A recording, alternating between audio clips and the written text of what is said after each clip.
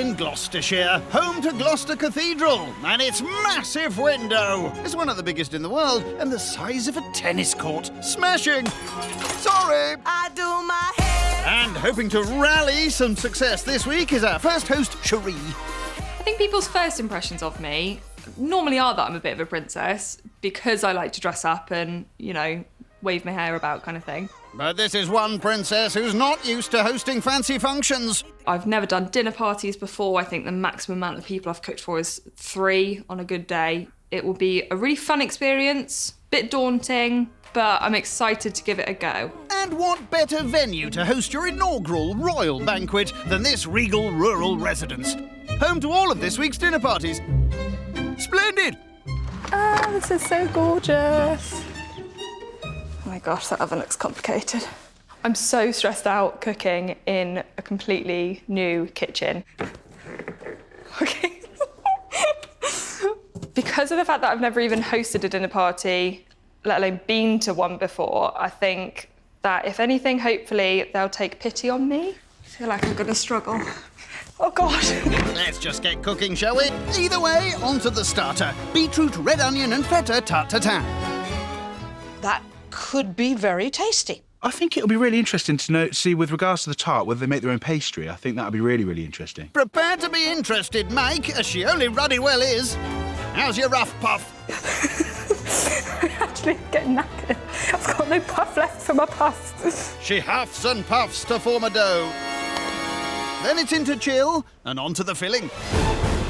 Dragon's blood. Looks like beetroot to me. I don't know if you can get beetroot to taste perfectly good on there, because it can be a little bit funny sometimes, beetroot, but I imagine the colour's quite impressive. The beetroot mix is sautéed with sugar and herbs, and it's back to the rough puff. This is my very professional pastry cutter. Ingenious. Her pastry circles go in for a bake. Puff, puff. I think they call it a rough puff so that you can get away with it if it's not puffy. That's what you hope. Definitely more rough than puff. I might have to do some trimming because some bits are definitely burnt. But overall, I think, yeah, I'm okay. I was going to put rocket in it, but I've lost it. I feel like it needs a bit of greenery. That'll have to do. You can tell I'm concentrating when I do this. Well, it suits you. Let the magic begin. Abracadabra. And there we have it, beetroot, red onion and feta tarte tatin. One of my concerns was whether you can be able to pull it off, because sometimes it can have a funny flavour. And that vinegar sort of background taste quite nice with it. Okay, great, thank you. I liked the starter. I thought it was good, to be fair. Good. Yeah, that's really boring. A bit better adjective than that, isn't it? Then it's got all you want. Delicious, yummy, scrumptious. Pastry is a rough puff. I say rough puff because I decided that if it didn't go so puffy, then it was rough. So... I love it. My pastry was a bit crispy, if I'm going to be so bold. I'm being quiet because I'm enjoying eating it. Oh, don't you make me cry, and it's only the first course. It's a great start.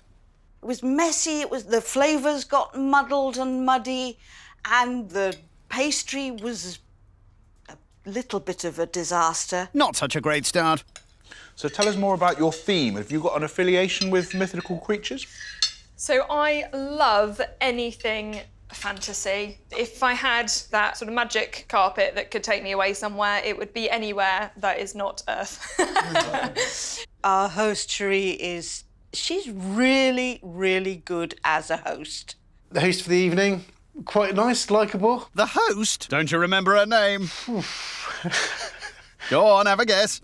No, I've got no idea. Unacceptable, Dan.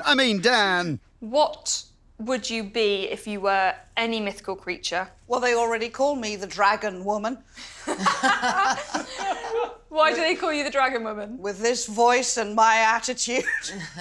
The dragon doesn't come out very often, but it's pretty effective when it does. Scary. Hey. Chloe definitely hit the nail on the head, I think, with her mythical creature being a dragon, but at least she said it and not me. I wouldn't say that she seems like a dragon to me. I'd say she's, well, unless she's quite an old dragon, but... Dan? What about you, Dan? What would you be?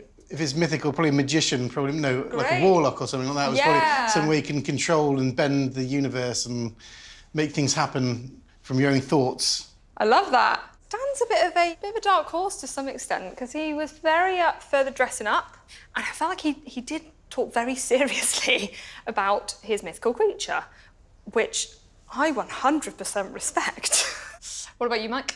Would you say, is the male of a mermaid a merman? Great choice. Why?